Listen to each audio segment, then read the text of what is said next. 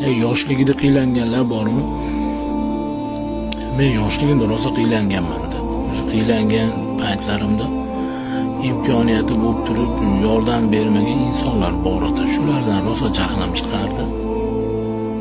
Hozir endi buni aksi. O'sha rosa qiylangan paytimda menga yordam bermaganlarga barchasiga rahmat aytmoqchiman. Sababi o'sha paytda yordam berganda o'sha yordamchi qo'llariga ko'nikib qolgan bo'lardik-da, o'shalarga ishonib qolgan bo'lardik.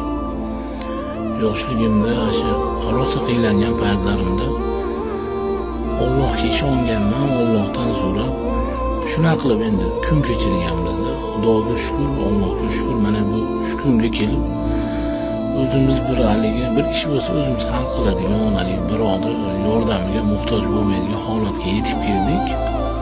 Lekin hamon umidimiz Allohdan, nima bo'lsa Allohdan so'raymiz. Qisqasi nima demoqchiman, shu qiylangan paytlarimda yordam bermagan insonlar barchasiga rahmat. Yaxshi ham yordam bermaganinglar, agar yordam berganinglarda mana shunaqa narsalarni o'rganib qolgan bo'lardik. Allohga shukr, Allohga ishonib, Allohdan so'rashga o'rgandik.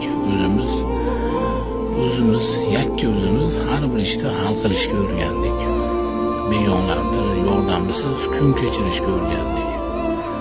Qiylanganimizda yordam qo'lini cho'zmagan barcha do'stlarimizga, qon qarindosh yaqinlarimizga rahmat. Joninglar sog' bo'lsin, sizlardan xafa emasmiz.